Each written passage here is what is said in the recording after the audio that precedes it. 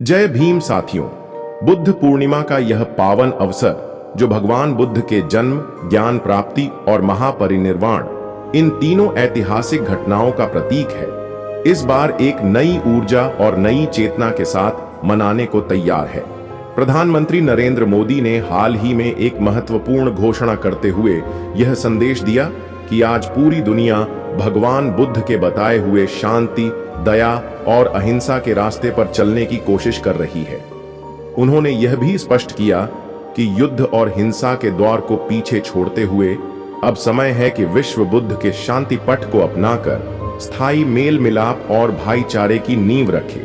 सरकार ने इस वर्ष की बुद्ध पूर्णिमा को और खास बनाने का संकल्प लिया है। इसके तहत बुद्ध से जुड़ी ऐतिहासिक स्थलों का पुनरुद्धार किया जाएगा ताकि भगवान बुद्ध की अद्भुत विरासत को हर व्यक्ति तक पहुंचाया जा सके। प्रधानमंत्री ने आह्वान किया कि इस बुद्ध पूर्णिमा पर हम सभी भगवान बुद्ध के विचारों को आत्मसात करते हुए शांति और समृद्धि की एक नई शुरुआत करें।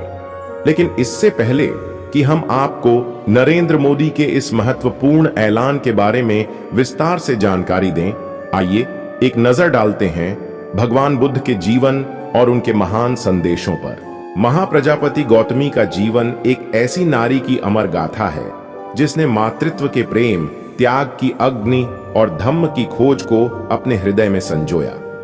वह केवल भगवान बुद्ध की माता नहीं थी, बल्कि उनकी शिष्या, एक भिक्षुणी और धम्म की प्रचारक भी बनी। उनकी कहानी उस पवित्र क्षण की है जब उन्होंने बुद्ध के निर्देश पर धम्म की दीक्षा ली, धम्म का प्रचार किया और बुद्ध के उपदेशों को अपने जीवन का आधार बनाया।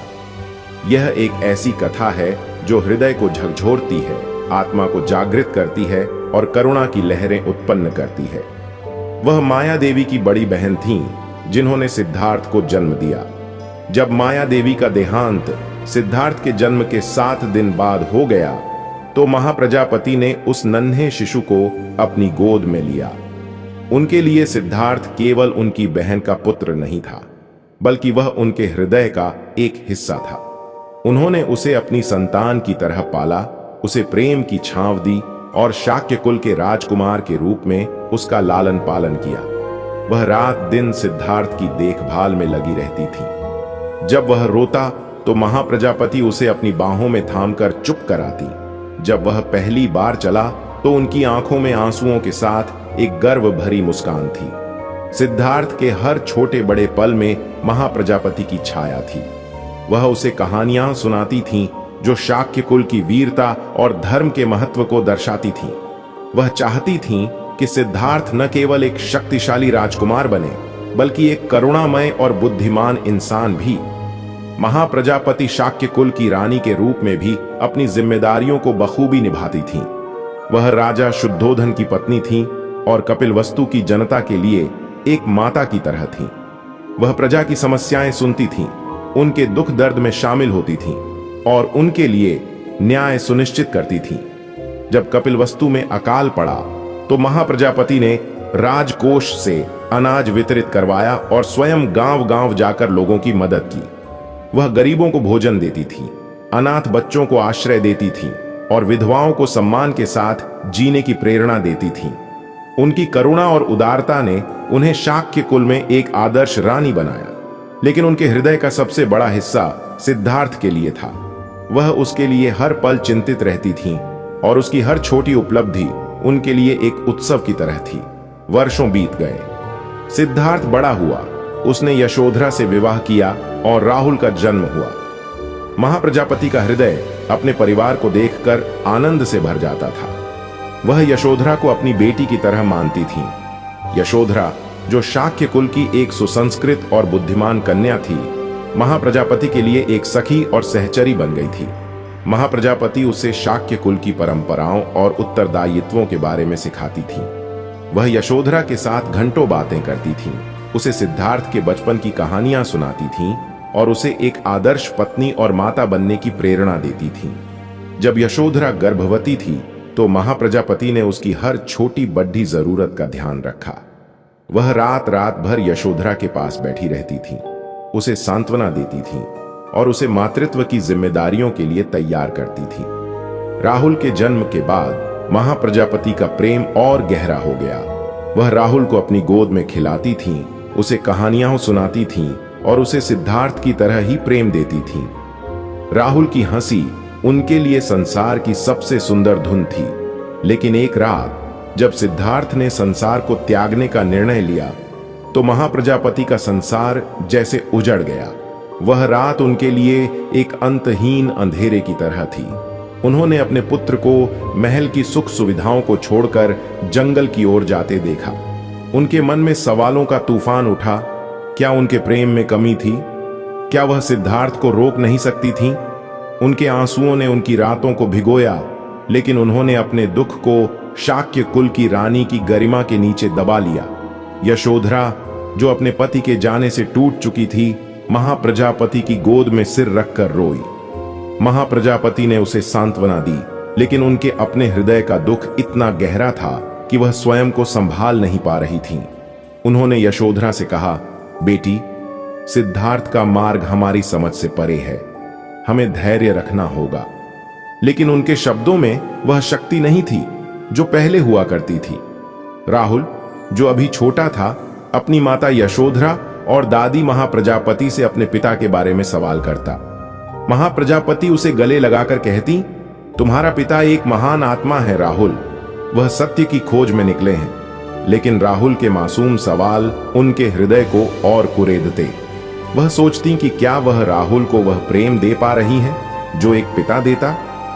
महाप्रजापति ने यशोधरा और राहुल को अपने प्रेम से बांधे रखा, लेकिन सिद्धार्थ की अनुपस्थिति उनके जीवन में एक शून्य छोड़ गई थी।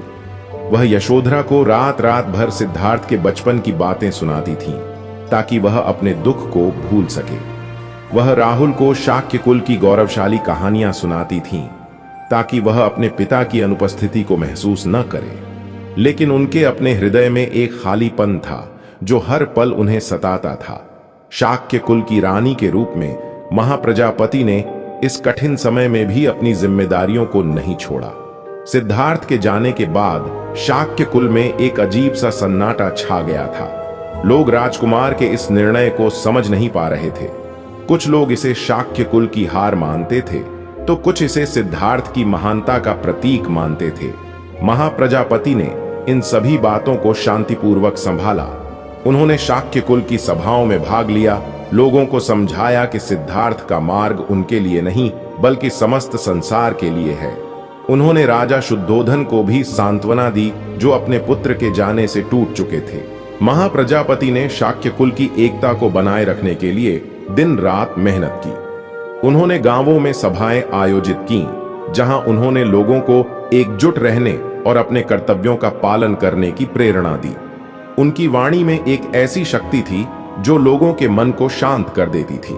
जब खबर आई कि सिद्धार्थ ने बोध गया में बोधि वृक्ष के नीचे ज्ञान प्राप्त कर लिया और वह अब भगवान बुद्ध हैं, तो महाप्रजापति के हृदय में एक मिश्रित भावना जागी। वह गर्व महसूस करती थीं कि उनका पुत्र संसार का मार्गदर्शक बन गया था, लेकिन उनके मन में एक गहरी टीस थी। वह अपने सिद्धार्थ को देखना चाहती थीं, उसे गले लगाना चाहती थीं। यशोधरा के चेहरे पर भी एक हल्की सी मुस्कान थी, लेकिन उसकी आंखों में वही दुख था जो महाप्रजापति के हृदय में था। महाप्रजापति ने यशोधरा का हाथ थामा और कहा, बेटी, शायद सिद्धार्थ का मार्ग हमें भी कुछ सिखाएगा। यशोधरा ने चुपचाप सिर हिलाया, लेकिन उसके मन में अभी भी सवाल थे। राहुल, जो अब थोड़ा बड़ा हो गया था, अपनी दादी से पूछता, मेरे पिता अब कहां हैं? महाप्रजापति उसे गले लगाकर कहती, वह संसार को शांति का मार्ग दिखा रहे हैं राहुल। लेकिन उनके शब्दों में एक हल्की सी कसक थी। जब बुद्ध कपिलवस्तु लौटे तो महाप्रजापति उनके स्वागत में खड़ी थीं। उनकी आंखें बुद्ध के शांत और तेजस्वी चेहरे पर टिकी थीं। उस चेहरे में अब एक अलौकिक शांति थी जो उनके हृदय को छू गई। जब बुद्ध ने उनकी ओर देखा और हल्के से मुस्कुराया तो महाप्रजापति के आंसू छलक पड़े। वह अपने पुत्र को गले लगाना चाहती थीं, लेकिन वह समझ गईं कि बुद्ध अब केवल उनके सिद्धार्थ नहीं थे, वह समस्त संसार के लिए तथागत थे। यशोधरा भी पास खड़ी थी और उसकी आंखें बुद्ध को देखकर नम थीं। राहुल, जो अब 7 वर्ष का था, अपनी माता के पीछे छिपा हुआ था। महाप्रजापति ने राहुल को आगे किया और कहा, जा, अपने पिता से मिल। बुद्ध ने राहुल को देखा और उसे आशीर्वाद दिया। उस क्षण महाप्रजापति के हृदय में एक नई आशा जागी। वह बुद्ध के मार्ग को समझना चाहती थी। उस दिन जब बुद्ध ने शाक्य कुल के लोगों को धम्म का उपदेश दिया तो महाप्रजापति, यशोधरा और राहुल भी वहां बैठे थे। उन्होंने बुद्ध के शब्दों को सुना। 4 आर्य सत्य, दुख, दुख का कारण, दुख से मुक्ति और अष्टांगिक मार्ग। ये शब्द महाप्रजापति के हृदय में गहरे उतर गए। पहली बार उन्होंने अपने दुख को एक नए दृष्टिकोण से देखा। उन्होंने समझा कि दुख केवल उनका नहीं बल्कि समस्त संसार का है। उन्होंने यह भी जाना कि इस दुख से मुक्ति संभव है। यशोधरा ने भी बुद्ध के शब्दों को ध्यान से सुना और उसके चेहरे पर एक शांत भाव था। महाप्रजापति ने यशोधरा की ओर देखा और सोचा, शायद यह मार्ग हम दोनों के लिए है। राहुल, जो अभी छोटा था, बुद्ध के शब्दों को पूरी तरह नहीं समझ पाया, लेकिन उसकी आंखों में अपने पिता के लिए एक अजीब सा आकर्षण था। महाप्रजापति के मन में धम्म के प्रति एक तीव्र प्यास जागी। वह उस मार्ग पर चलना चाहती थी जिस पर उनका पुत्र चल रहा था, लेकिन एक सवाल उनके मन को कुरेदता था। बुद्ध ने एक संघ की स्थापना की थी जिसमें पुरुष भिक्षु बनकर धम्म का पालन करते थे, लेकिन क्या यह मार्ग नारियों के लिए भी खुला था? क्या वह एक माता, एक रानी इस मार्ग पर चल सकती थी? यह विचार उनके मन में बार बार उठता था। उन्होंने कई बार बुद्ध से बात करने की सोची, लेकिन हर बार वह रुक गईं। उन्हें डर था कि कहीं बुद्ध उनकी इच्छा को अस्वीकार न कर दें, लेकिन धम्म की प्यास इतनी तीव्र थी कि वह और चुप न रह सकी। महाप्रजापति ने यशोधरा और अन्य शाक्य नारियों के साथ बुद्ध के पास जाने का निश्चय किया। वह वैशाली पहुंची जहां बुद्ध उस समय ठहरे हुए थे। उन्होंने अपने सिर के बाल मुंडवा लिए और सादे भगवा वस्त्र पहन लिए। उनकी यह सादगी उनके दृढ़ संकल्प को दर्शाती थी। यशोधरा भी उनके साथ थी और उसने भी भगवा वस्त्र धारण किए थे। महाप्रजापति ने यशोधरा का हाथ थामा और कहा, बेटी, हम एक नया मार्ग चुन रहे हैं। यह मार्ग कठिन है, लेकिन यह हमें शांति देगा। यशोधरा ने उनकी ओर देखा और कहा, माता, मैं आपके साथ हूं। वह बुद्ध के सामने खड़ी हुई और उनके गले में शब्द जैसे अटक गए। आखिरकार उन्होंने कांपती आवाज में कहा, तथागत, मैं आपसे धम्म की दीक्षा मांगती हूं। मुझे संघ में शामिल होने की अनुमति दें। बुद्ध ने उनकी ओर देखा, लेकिन वह चुप रहे। उनकी यह चुप्पी महाप्रजापति के लिए असहनीय थी। उन्होंने सोचा कि शायद बुद्ध उनकी इच्छा को अस्वीकार करेंगे, लेकिन वह हार मानने वाली नहीं थी। उन्होंने दोबारा अपनी प्रार्थना दोहराई और इस बार उनके आंसू उनके गालों पर बह रहे थे। तथागत, मैंने आपको जन्म नहीं दिया, लेकिन मैंने आपको पाला। मैंने आपको अपना प्रेम दिया, अपना जीवन दिया। अब मैं केवल धम्म मांगती हूं। क्या एक नारी इस मार्ग पर नहीं चल सकती? यशोधरा ने भी चुपचाप सिर झुकाया और उसकी आंखें भी नम थीं। अन्य नारियां जो महाप्रजापति के साथ थीं, उनकी प्रार्थना में शामिल हुईं। उनकी एकजुटता ने उस क्षण को और गहन बना दिया। बुद्ध की चुप्पी ने उनके हृदय को और भारी कर दिया। वह निराश होकर वहां से चली गईं, लेकिन उनका संकल्प और मजबूत हो गया। उन्होंने निश्चय किया कि वह तब तक बुद्ध का पीछा करेंगी जब तक वह उनकी प्रार्थना स्वीकार नहीं कर लेते। वह और उनकी साथी नारियां, जिनमें यशोधरा भी शामिल थीं, बुद्ध के पीछे पीछे चल पड़ी। उनके पैरों में छाले पड़ गए, उनके वस्त्र धूल से सने थे, लेकिन उनके हृदय में धम्म की ज्वाला जल रही थी। वह कई मील पैदल चली, भूख और प्यास को सहते हुए। महाप्रजापति ने यशोधरा को देखा, जिसके चेहरे पर थकान थी लेकिन आंखों में दृढ़ता थी। उन्होंने कहा, बेटी, हमारा संघर्ष व्यर्थ नहीं जाएगा। यशोधरा ने उनकी ओर देखा और कहा, माता, आपका साहस मुझे शक्ति देता है। उनकी यह एकजुटता उनकी प्रेरणा थी। इस बीच आनंद, जो बुद्ध के सबसे प्रिय शिष्यों में से एक थे, ने महाप्रजापति और यशोधरा की स्थिति देखी। उनके पैरों के छाले, उनके धूल से सने वस्त्र और उनकी आंखों में धम्म की तीव्र प्यास ने आनंद के हृदय को छू लिया।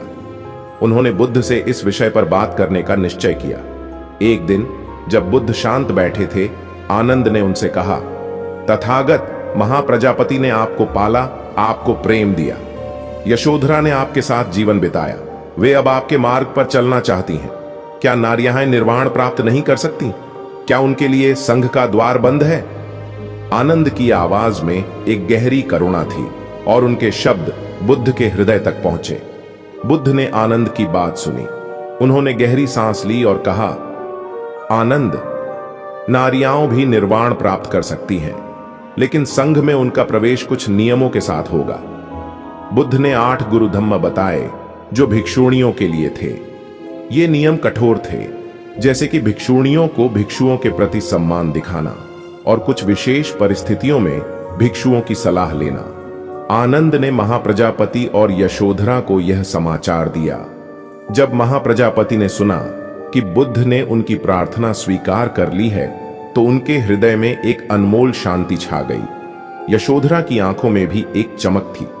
उन्होंने आनंद के माध्यम से बुद्ध के निर्देश पर धम्म की दीक्षा स्वीकार की। उस दिन महाप्रजापति गौतमी और यशोधरा भिक्षुणी बन गईं। यह दीक्षा केवल उनके लिए नहीं, बल्कि समस्त नारियों के लिए एक ऐतिहासिक क्षण था। बुद्ध के निर्देश पर आनंद ने उन्हें और उनकी साथी नारियों को संघ में शामिल किया। महाप्रजापति ने बुद्ध के चरणों में सिर झुकाया और कहा, तथागत, मैं आपके प्रति कृतज्ञ हूं। आपने मुझे वह मार्ग दिखाया जिसकी मुझे तलाश थी। यशोधरा ने भी चुपचाप सिर झुकाया और उसके चेहरे पर एक शांत संतोष था।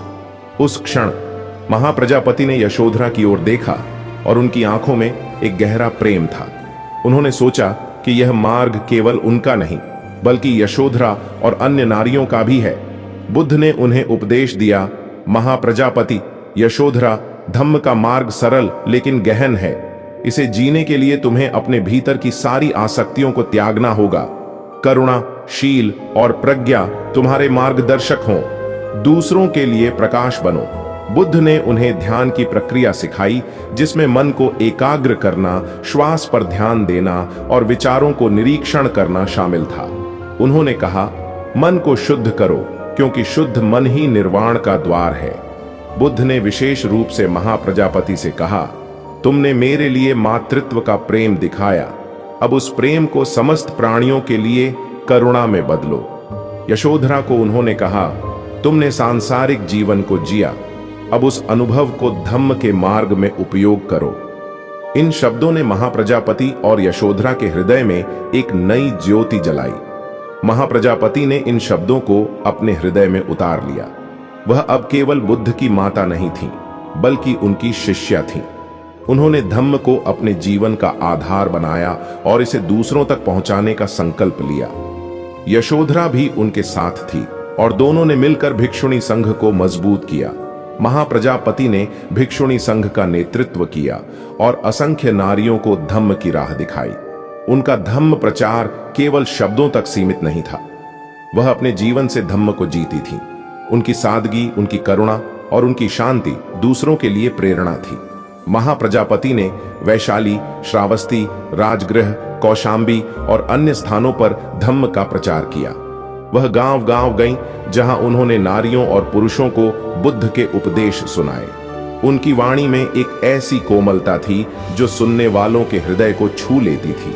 वह जटिल उपदेशों को सरल शब्दों में समझाती थी।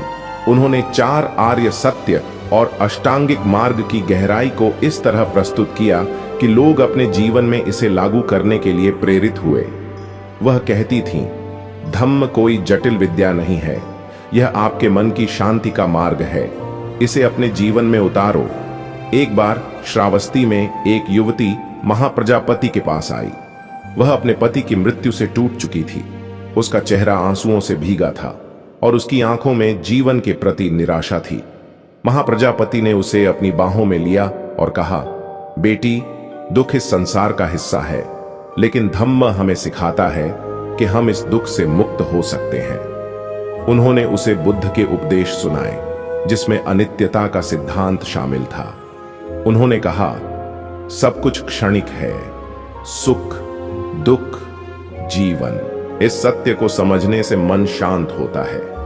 उन्होंने उसे ध्यान की प्रक्रिया सिखाई, जिसमें श्वास पर ध्यान केंद्रित करना और विचारों को निरीक्षण करना शामिल था। महाप्रजापति ने उसे कई दिनों तक अपने पास रखा, उसे धम्म के उपदेश सुनाए और उसे संघ में शामिल होने के लिए प्रेरित किया। उस युवती ने बाद में भिक्षुणी बनकर निर्वाण की ओर कदम बढ़ाए।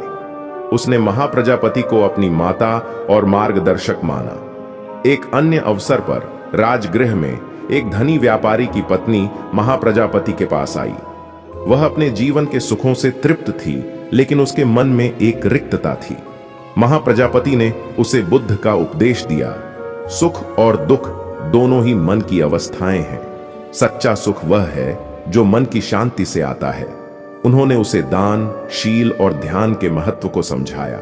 महाप्रजापति ने उसे बताया कि दान केवल धन देना नहीं, बल्कि अपने मन की उदारता को विकसित करना है। उन्होंने उसे बुद्ध के उपदेशों में से एक उदाहरण दिया, जिसमें बुद्ध ने कहा था, दान देने वाला व्यक्ति अपने मन को लोभ से मुक्त करता है। वह नारी इतनी प्रभावित हुई कि उसने अपने धन का एक हिस्सा संघ को दान किया और नियमित रूप से धम्म की साधना करने लगी। महाप्रजापति ने उसे ध्यान की प्रक्रिया सिखाई और वह नारी बाद में एक उपासिका बन गई जो धम्म के मार्ग पर चलती थी। उसने अपने परिवार को भी धम्म की शिक्षा दी और उनका घर शांति का केंद्र बन गया। कौशांबी में एक युवक महाप्रजापति के पास आया जो अपने क्रोध के कारण अपने परिवार से अलग हो गया था। महाप्रजापति ने उसे बुद्ध का उपदेश सुनाया। क्रोध एक आग है जो पहले स्वयं को जलाती है। करुणा और क्षमा के साथ इसे शांत करो। उन्होंने उसे एक कहानी सुनाई जिसमें बुद्ध ने एक क्रोधी व्यक्ति को शांत करने के लिए करुणा का उपयोग किया था। महाप्रजापति ने उसे ध्यान के माध्यम से अपने क्रोध को नियंत्रित करने की विधि सिखाई। उन्होंने कहा, जब क्रोध उठे तो अपनी श्वास पर ध्यान दो। अपने विचारों को देखो, लेकिन उनमें न उलझो। वह युवक कई दिनों तक महाप्रजापति के साथ रहा और उनकी शिक्षाओं से प्रभावित होकर उसने भिक्षु बनने का निर्णय लिया। वह बाद में धम्म के मार्ग पर चल पड़ा और अपने परिवार के साथ भी सुलह कर ली। उसने महाप्रजापति को अपनी प्रेरणा माना और कहा, आपने मुझे मेरे भीतर की शांति दिखाई। वैशाली में एक विधवा महाप्रजापति के पास आई जो अपने बच्चों को पालने में असमर्थ थी। वह गरीबी और दुख से त्रस्त थी। महाप्रजापति ने उसे न केवल भोजन और वस्त्र दिए, बल्कि उसे धम्म का उपदेश भी सुनाया। उन्होंने कहा, दुख इस संसार का हिस्सा है, लेकिन धम्म हमें सिखाता है कि हम अपने मन को शक्तिशाली बना सकते हैं। उन्होंने उसे बुद्ध के उपदेश में से एक उदाहरण दिया, जिसमें बुद्ध ने कहा था, मन ही सब कुछ है। जैसा तुम सोचते हो, वैसा तुम बनते हो। महाप्रजापति ने उसे अपने बच्चों के लिए मेहनत करने की प्रेरणा दी और उसे संघ की सहायता से एक छोटा सा व्यवसाय शुरू करने में मदद की। वह विधवा बाद में धम्म की उपासिका बन गई और अपने बच्चों को भी धम्म की शिक्षा दी। उसने महाप्रजापति को अपनी माता माना और कहा, आपने मुझे केवल जीने का मार्ग नहीं, बल्कि जीने की कला सिखाई। सावथी में एक गृहस्थ परिवार महाप्रजापति के पास आया जो अपने घर में अशांति से परेशान था। महाप्रजापति ने उन्हें बुद्ध का उपदेश सुनाया, जिसमें उन्होंने परिवार में प्रेम और समझ के महत्व पर जोर दिया था। उन्होंने कहा, एक परिवार तभी सुखी होता है जब उसमें करुणा, शील और संयम हो। महाप्रजापति ने उन्हें पंचशील का पालन करने की सलाह दी, जिसमें हिंसा न करना, चोरी न करना, असत्य न बोलना, मादक पदार्थों से दूर रहना और अनैतिक आचरण से बचना शामिल था। उन्होंने परिवार के प्रत्येक सदस्य को ध्यान करने की प्रक्रिया सिखाई। वह परिवार महाप्रजापति की शिक्षाओं से इतना प्रभावित हुआ कि उन्होंने नियमित रूप से संघ में जाकर धम्म की शिक्षा लेना शुरू किया। उनके घर में शांति लौट आई और उन्होंने महाप्रजापति को अपने जीवन का मार्गदर्शक माना। एक बार कपिलवस्तु में एक बूढ़ी नारी महाप्रजापति के पास आई जो अपनी मृत्यु के भय से त्रस्त थी। महाप्रजापति ने उसे बुद्ध का उपदेश सुनाया, जिसमें अनित्यता और अनात्मा के सिद्धांत शामिल थे। उन्होंने कहा, मृत्यु इस संसार का सत्य है, लेकिन धम्म हमें सिखाता है कि हम अपने मन को इस सत्य के लिए तैयार कर सकते हैं। उन्होंने उसे ध्यान की प्रक्रिया सिखाई, जिसमें मृत्यु पर चिंतन करना शामिल था। उन्होंने कहा, हर श्वास के साथ यह याद रखो कि यह क्षण अनमोल है, इसे प्रेम और करुणा से जियो। वह बूढ़ी नारी महाप्रजापति की शिक्षाओं से इतनी प्रभावित हुई कि उसने अपने अंतिम दिन शांति से बिताए। उसने अपने परिवार को भी धम्म की शिक्षा दी और उसका परिवार महाप्रजापति का आभारी था। महाप्रजापति का धम्म प्रचार केवल नारियों तक सीमित नहीं था, वह पुरुषों को भी धम्म का उपदेश देती थी। एक बार राजगृह में एक सैनिक उनके पास आया जो युद्ध में अपने द्वारा की गई हिंसा से पीड़ित था। महाप्रजापति ने उसे बुद्ध का उपदेश सुनाया, जिसमें अहिंसा और करुणा के महत्व पर जोर दिया गया था। उन्होंने कहा, हिंसा तुम्हारे मन को अशांत करती है, लेकिन करुणा तुम्हें शांति देगी। उन्होंने उसे ध्यान की प्रक्रिया सिखाई, जिसमें अपने कर्मों पर चिंतन करना और क्षमा मांगना शामिल था। वह सैनिक बाद में धम्म का उपासक बन गया और अपने जीवन को अहिंसा के मार्ग पर समर्पित कर दिया। उसने महाप्रजापति को अपनी प्रेरणा माना और कहा, आपने मुझे मेरे पापों से मुक्ति का मार्ग दिखाया। महाप्रजापति ने भिक्षुणी संघ को संगठित करने में भी महत्वपूर्ण भूमिका निभाई। उन्होंने सुनिश्चित किया कि भिक्षुणियां ये बुद्ध के 8 गुरुधम्म का पालन करें।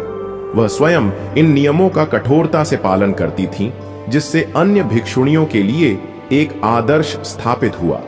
वह भिक्षुणियों को ध्यान, शील और धम्म के अध्ययन के लिए प्रेरित करती थीं। वह कहती थीं, धम्म केवल सुनने के लिए नहीं, बल्कि जीने के लिए है। अपने हर कार्य में करुणा और प्रज्ञा को शामिल करो। यशोधरा भी भिक्षुणी संघ में एक महत्वपूर्ण भूमिका निभाती थी। वह महाप्रजापति की सबसे बड़ी सहचरी थी और दोनों मिलकर भिक्षुणियों को धम्म की गहराई समझाती थीं। महाप्रजापति और यशोधरा की एकजुटता ने भिक्षुणी संघ को एक मजबूत आधार दिया।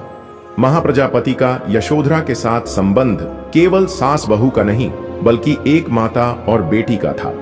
सिद्धार्थ के जाने के बाद यशोधरा का जीवन दुख और एकाकीपन से भर गया था। महाप्रजापति ने उसे अपने प्रेम से संभाला। वह यशोधरा के साथ रात रात भर बातें करती थीं, उसे सांत्वना देती थीं और उसे राहुल की परवरिश में मदद करती थीं। जब यशोधरा ने बुद्ध के कपिलवस्तु लौटने पर उनके उपदेश सुने, तो उसके मन में भी धम्म के प्रति एक जिज्ञासा जागी। महाप्रजापति ने यशोधरा को प्रेरित किया कि वह धम्म के मार्ग पर चले। जब यशोधरा ने भिक्षुणी बनने का निर्णय लिया, तो महाप्रजापति ने उसका साथ दिया। दोनों ने मिलकर भिक्षुणी संघ को मजबूत किया। महाप्रजापति यशोधरा को अपनी सबसे बड़ी सहचरी मानती थी और यशोधरा भी महाप्रजापति को अपनी माता और मार्गदर्शक मानती थी। जब यशोधरा भिक्षुणी बन गई, तो महाप्रजापति ने उसे गले लगाया और कहा, बेटी, अब हम एक ही मार्ग पर हैं। यह मार्ग हमें निर्वाण तक ले जाएगा। यशोधरा ने उनकी आंखों में देखा और कहा, माता, आपके बिना मैं यह मार्ग न चुन पाती। राहुल के साथ महाप्रजापति का संबंध एक दादी और पोते का था, लेकिन इसमें एक गहरी आत्मीयता थी। सिद्धार्थ के जाने के बाद महाप्रजापति ने राहुल को अपने प्रेम से पाला। वह उसे कहानियां सुनाती थी, उसे शाक्य कुल की परंपराएं सिखाती थी और उसे धम्म के प्रति जागरूक करती थी। जब राहुल ने बुद्ध के साथ भिक्षु बनने का निर्णय लिया, तो महाप्रजापति का हृदय गर्व से भर गया, लेकिन साथ ही एक माता का दुख भी था। उन्होंने राहुल को आशीर्वाद दिया और कहा, बेटा, तुम अपने पिता के मार्ग पर चल रहे हो। धम्म को अपने जीवन का आधार बनाओ। राहुल के भिक्षु बनने के बाद भी महाप्रजापति उससे मिलती थीं और उसे धम्म की गहराई समझाती थीं। एक बार जब राहुल वैशाली में था, महाप्रजापति ने उसे बुद्ध का एक उपदेश सुनाया, जिसमें उन्होंने कहा था, सच्चा सुख वह है जो मन की शांति से आता है। राहुल ने उनकी बातें ध्यान से सुनी और कहा, दादी, आपकी शिक्षाएं मेरे लिए एक दीपक की तरह हैं। राहुल भी महाप्रजापति का बहुत सम्मान करता था और उनकी शिक्षाओं को गंभीरता से लेता था। शाक्य कुल की रानी के रूप में महाप्रजापति के कर्तव्यों ने उनके जीवन को और समृद्ध बनाया। सिद्धार्थ के जाने के बाद उन्होंने शाक्य कुल की एकता को बनाए रखने के लिए दिन रात मेहनत की। उन्होंने गांवों में सभाएं आयोजित की, जहां उन्होंने लोगों को एकजुट रहने और अपने कर्तव्यों का पालन करने की प्रेरणा दी। एक बार जब शाक्य और कोल्य कुल के बीच जल विवाद हुआ, तो महाप्रजापति ने दोनों पक्षों को शांत करने में महत्वपूर्ण भूमिका निभाई। उन्होंने दोनों कुलों के नेताओं को एक साथ बुलाया और कहा, जल इस संसार का आधार है, इसे बांटने से ही हमारी एकता बनी रहेगी। उनकी वाणी में एक ऐसी शक्ति थी जो दोनों पक्षों को शांत कर गई। उन्होंने राजा शुद्धोधन को भी सलाह दी कि वह इस विवाद को शांति से सुलझाए। उनकी बुद्धिमता और करुणा ने शाक्य कुल को एकजुट रखा। महाप्रजापति ने शाक्य कुल की नारियों को भी प्रेरित किया। उन्होंने नारियों को सिखाया कि वे अपने परिवार और समाज के लिए एक मजबूत आधार बन सकती हैं। उन्होंने गांव की नारियों को सिलाई, बुनाई और अन्य कौशलों में प्रशिक्षित किया ताकि वे आत्मनिर्भर बन सकें। वह कहती थीं, एक नारी की शक्ति उसके हृदय में होती है, इसे करुणा और बुद्धिमता से उपयोग करो। उनकी यह शिक्षाएं शाक्य कुल की नारियों के लिए एक प्रेरणा थी।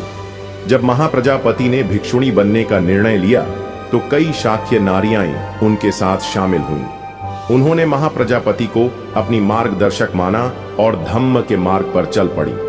बुद्ध ने महाप्रजापति को कई उपदेश दिए जो उनके जीवन का आधार बने। एक बार श्रावस्ती में बुद्ध ने उन्हें 4 आर्य सत्य सिखाए: दुख, दुख का कारण, दुख से मुक्ति और अष्टांगिक मार्ग। उन्होंने कहा, महाप्रजापति, जीवन में दुख है, जन्म, वृद्धावस्था, रोग और मृत्यु, लेकिन इस दुख का कारण है तृष्णा, जो हमें आसक्तियों में बांधती है। इस दुख से मुक्ति संभव है और इसका मार्ग है अष्टांगिक मार्ग। महाप्रजापति ने इन सत्यों को गहराई से समझा। उन्होंने अपने जीवन के दुखों जैसे सिद्धार्थ के जाने का दुख को इस दृष्टिकोण से देखा। उन्होंने समझा कि उनकी तृष्णा, सिद्धार्थ को अपने पास रखने की इच्छा उनके दुख का कारण थी। उन्होंने ध्यान के माध्यम से इस तृष्णा को कम किया और अपने मन को शांत किया। वह कहती थीं, बुद्ध के शब्द मेरे लिए एक प्रकाश की तरह हैं। उन्होंने मुझे मेरे दुख का कारण दिखाया और उससे मुक्ति का मार्ग भी। बुद्ध ने महाप्रजापति को अष्टांगिक मार्ग की विस्तृत व्याख्या की।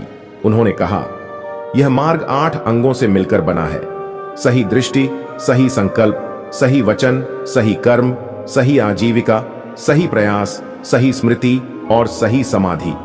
महाप्रजापति ने इस मार्ग को अपने जीवन में उतारा। उन्होंने सही दृष्टि के माध्यम से संसार की अनित्यता को समझा। उन्होंने सही वचन और कर्म के माध्यम से अपनी वाणी और कार्यों को शुद्ध किया। उन्होंने सही समाधि के लिए ध्यान का अभ्यास किया, जिससे उनका मन एकाग्र और शांत हुआ। वह भिक्षुणियों को सिखाती थीं, अष्टांगिक मार्ग एक नदी की तरह है। अगर तुम इस पर चलोगी तो यह तुम्हें निर्वाण के किनारे तक ले जाएगी। बुद्ध ने महाप्रजापति को 3 लक्षणों, अनित्यता, दुख और अनात्मा पर गहराई से चिंतन करने को कहा। उन्होंने कहा, सब कुछ क्षणिक है। जो कुछ भी उत्पन्न होता है वह नष्ट हो जाता है। इस सत्य को समझने से मन आसक्ति से मुक्त होता है। महाप्रजापति ने इस उपदेश को अपने जीवन में लागू किया। उन्होंने अपने प्रियजनों सिद्धार्थ, यशोधरा, राहुल के प्रति अपनी आसक्ति को कम किया। उन्होंने समझा कि कोई भी स्थायी नहीं है और यह समझ उनके मन को शांति दी। वह कहती थीं, जब मैंने अनित्यता को समझा तो मेरा हृदय हल्का हो गया। मैंने जाना कि प्रेम का अर्थ है मुक्त करना, न कि बांधना। बुद्ध ने महाप्रजापति को करुणा और मैत्री के महत्व पर उपदेश दिया। उन्होंने कहा, महाप्रजापति, करुणा धम्म का हृदय है। जैसे तुमने मेरे लिए मातृत्व की करुणा दिखाई, वैसे ही समस्त प्राणियों के लिए करुणा विकसित करो। बुद्ध ने उन्हें मैत्री भावना का अभ्यास सिखाया, जिसमें सभी प्राणियों के लिए प्रेम और शुभकामनाएं करना शामिल था। महाप्रजापति ने इस उपदेश को अपने धम्म प्रचार का आधार बनाया। वह हर प्राणी के प्रति करुणा से भरी थीं। वह भूखों को भोजन देती थीं, रोगियों की सेवा करती थीं और दुखियों को सांत्वना देती थीं। एक बार जब वैशाली में एक महामारी फैली तो महाप्रजापति ने भिक्षुणियों के साथ मिलकर रोगियों की सेवा की। उन्होंने अपने भय को त्याग दिया और कहा, करुणा हमें डर से मुक्त करती है। उनकी यह निस्वार्थ सेवा लोगों के लिए एक प्रेरणा थी। बुद्ध ने महाप्रजापति को ध्यान और प्रज्ञा के महत्व पर उपदेश दिया। उन्होंने कहा, ध्यान मन को शुद्ध करता है और प्रज्ञा सत्य को देखने की शक्ति देती है। बुद्ध ने उन्हें विपश्यना ध्यान सिखाया, जिसमें विचारों और संवेदनाओं को निरीक्षण करना शामिल था। महाप्रजापति ने नियमित रूप से ध्यान किया और उनके मन में एक गहरी शांति स्थापित हो गई। उनकी प्रज्ञा इतनी विकसित हो गई कि वह दूसरों को भी धम्म की गहराई समझाने में सक्षम थीं। वह भिक्षुणियों को सिखाती थीं, ध्यान एक दर्पण की तरह है, यह तुम्हें तुम्हारा सच्चा स्वरूप दिखाता है। बुद्ध ने महाप्रजापति को एक बार पंचशील के महत्व पर उपदेश दिया। उन्होंने कहा, शील धम्म का आधार है। पंचशील का पालन करने वाला व्यक्ति अपने मन को शुद्ध करता है। पंचशील में शामिल थे हिंसा न करना, चोरी न करना, असत्य न बोलना, मादक पदार्थों से दूर रहना और अनैतिक आचरण से बचना। महाप्रजापति ने इन नियमों को अपने जीवन में उतारा। वह कहती थी, शील एक कवच की तरह है, यह तुम्हें बुराइयों से बचाता है। उन्होंने भिक्षुणियों और उपासकों को भी पंचशील का पालन करने की प्रेरणा दी। उनकी यह शिक्षा लोगों के जीवन में एक सकारात्मक बदलाव लाई। बुद्ध ने महाप्रजापति को एक बार दान के महत्व पर उपदेश दिया। उन्होंने कहा, दान देने वाला व्यक्ति अपने मन को लोभ से मुक्त करता है, लेकिन दान केवल धन का नहीं बल्कि समय, प्रेम और ज्ञान का भी होता है। महाप्रजापति ने इस उपदेश को अपने जीवन में उतारा। वह न केवल धन दान करती थीं, बल्कि अपना समय और ज्ञान भी दूसरों के साथ बांटती थीं। वह गांव-गांव जाकर लोगों को धम्म की शिक्षा देती थीं और यह उनका सबसे बड़ा दान था। वह कहती थीं, धम्म का दान सबसे बड़ा दान है, क्योंकि यह लोगों को दुख से मुक्ति देता है। महाप्रजापति ने अपने जीवन के अंतिम वर्षों में भी धम्म का प्रचार जारी रखा। वह अब वृद्ध हो चुकी थीं, लेकिन उनकी आंखों में वही धम्म की चमक थी। वह भिक्षुणियों को प्रेरित करती थीं कि वे धम्म को और अधिक लोगों तक पहुंचाएं। उन्होंने कहा, धम्म एक दीपक है, इसे जलाए रखो ताकि यह अंधेरे को दूर कर सके। वह यशोधरा के साथ मिलकर भिक्षुणी संघ को और मजबूत करती थी। यशोधरा उनकी सबसे बड़ी सहचरी थी और दोनों का प्रेम और एकजुटता भिक्षुणी संघ के लिए एक प्रेरणा थी। जब महाप्रजापति का अंतिम समय आया तो वह पूर्णतः शांत थी। उन्होंने बुद्ध के सामने अपने अंतिम शब्द कहे, तथागत, मैंने आपके मार्ग पर चलकर वह शांति पाई जिसकी मुझे तलाश थी। मैंने धम्म को जिया और दूसरों को इसका मार्ग दिखाया। मेरा हृदय अब आपके प्रति कृतज्ञता से भरा है। यशोधरा और राहुल भी वहां मौजूद थे। यशोधरा ने महाप्रजापति का हाथ थामा और उसकी आंखों में आंसू थे। राहुल ने उनके चरणों में सिर झुकाया और कहा, दादी, आपने मुझे धम्म का सच्चा अर्थ सिखाया। बुद्ध ने उनकी ओर देखा और कहा, महाप्रजापति, तुमने धम्म को न केवल जिया बल्कि इसे संसार तक पहुंचाया। तुम्हारा जीवन एक दीपक की तरह है जो अंधेरे में प्रकाश फैलाता है। महाप्रजापति ने अपनी आंखें बंद कीं और उनके चेहरे पर एक शांत मुस्कान थी। वह मुस्कान उस माता की थी जिसने अपने पुत्र को संसार का मार्गदर्शक बनाया। वह मुस्कान उस शिष्या की थी जिसने धम्म को अपने जीवन का आधार बनाया। वह मुस्कान उस आत्मा की थी जो निर्वाण की ओर बढ़ चली थी। उनकी मृत्यु ने यशोधरा और राहुल के हृदय में एक शून्य छोड़ दिया, लेकिन उनकी शिक्षाएं और उनका प्रेम हमेशा उनके साथ रहा। भिक्षुणी संघ ने उनके कार्य को आगे बढ़ाया और उनकी गाथा संसार के लिए एक प्रेरणा बन गई। दोस्तों, अब हम आपको प्रधानमंत्री नरेंद्र मोदी द्वारा किए गए ऐतिहासिक ऐलान के बारे में बताएंगे। प्रधानमंत्री नरेंद्र मोदी का यह कथन कि भारत ने दुनिया को बुद्ध दिया है, युद्ध नहीं, एक प्रतीकात्मक और सांस्कृतिक रूप से अत्यंत महत्वपूर्ण वक्तव्य है। यह भारत को एक ऐसी सभ्यता के रूप में दर्शाता है जिसने विश्व को शांति, करुणा और आत्म जागरूकता का मार्ग दिखाया है। बौद्ध दर्शन, जो अहिंसा, सम्यक दृष्टि और सभी प्राणियों के प्रति समानता पर आधारित है, मानव सभ्यता के लिए एक सर्वहितकारी दिशा प्रस्तुत करता है। मोदी का यह कहना कि भगवान बुद्ध का मार्ग आज भी दुनिया के लिए प्रासंगिक है, भारत की आध्यात्मिक विरासत को वैश्विक मंच पर उजागर करने का प्रयास प्रतीत होता है। यह बयान भारत की सॉफ्ट पावर को बढ़ाने और वैश्विक बौद्ध समुदाय के साथ संबंध मजबूत करने की दिशा में एक अहम कदम है। साथ ही प्रधानमंत्री मोदी ने यह भी कहा कि उनकी सरकार बौद्ध तीर्थ स्थलों का पुनरुद्धार कर रही है और स्मारकों का निर्माण कर रही है। यह नीति सांस्कृतिक और ऐतिहासिक दृष्टिकोण से महत्वपूर्ण है।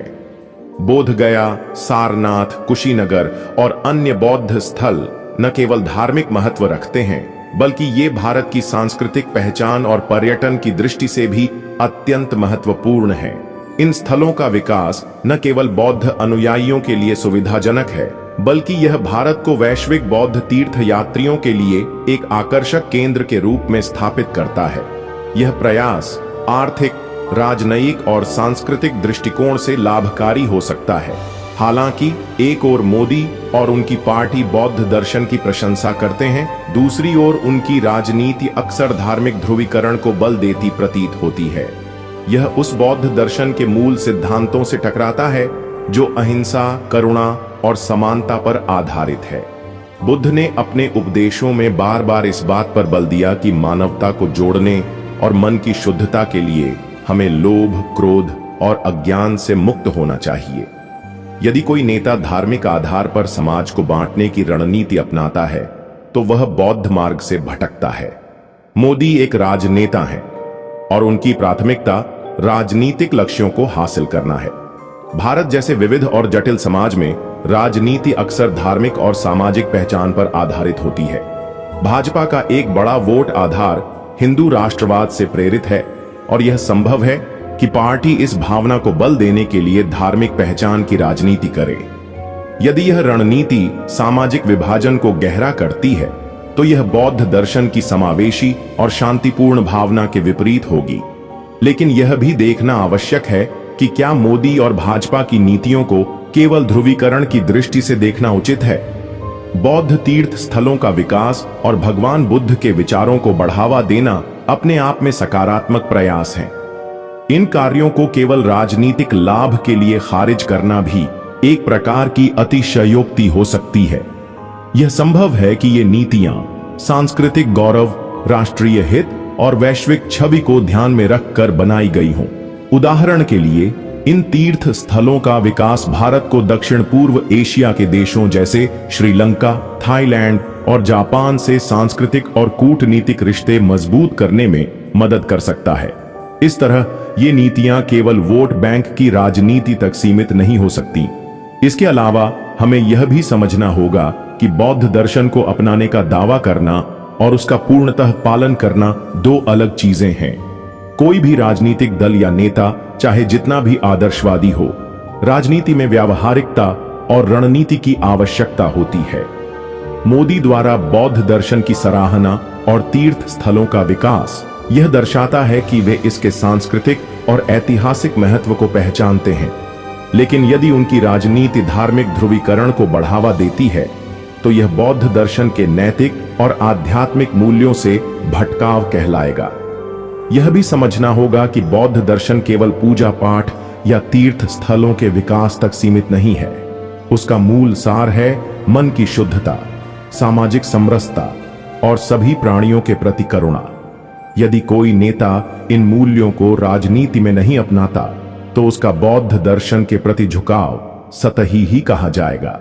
ध्यान देने योग्य बात यह भी है कि विभिन्न दलों ने समय समय पर धार्मिक प्रतीकों का इस्तेमाल अपनी राजनीतिक रणनीति में किया है। यह केवल भाजपा तक सीमित नहीं है, लेकिन चूंकि प्रधानमंत्री नरेंद्र मोदी ने सीधे तौर पर बौद्ध दर्शन की प्रशंसा की है, उनकी नीतियों की समीक्षा इस दृष्टिकोण से करना भी आवश्यक है। यदि उनकी राजनीति सामाजिक ध्रुवीकरण को बढ़ावा देती है, तो यह बुद्ध के एकात्मक, शांतिपूर्ण और करुणामय दर्शन के विपरीत होगी। अंततः यह प्रश्न कि क्या भाजपा वास्तव में भगवान बुद्ध के मार्ग का अनुसरण करती है या केवल उनका उपयोग करती है, एक सरल प्रश्न नहीं है। मोदी और उनकी पार्टी की नीतियां एक जटिल संतुलन का प्रतिबिंब है। एक ओर सांस्कृतिक पहचान को सुदृढ़ करना और दूसरी ओर राजनीतिक यथार्थ को साधना। बुद्ध के विचारों की प्रशंसा और उनके स्थलों का विकास सकारात्मक संकेत है, लेकिन यदि राजनीति धार्मिक ध्रुवीकरण पर आधारित हो, तो यह बौद्ध दर्शन से विचलन का प्रतीक है। बुद्ध ने सिखाया है कि सच्चाई मध्यम मार्ग में है, न अंधे समर्थन में, न कटु आलोचना में। यही संतुलन आज की राजनीति में सबसे अधिक जरूरी है। दोस्तों, चलते चलते मैं अब लोगों से कहना चाहूंगा, हम सभी बहुजनों को किसी भी नेता के बहकावे में नहीं आना है।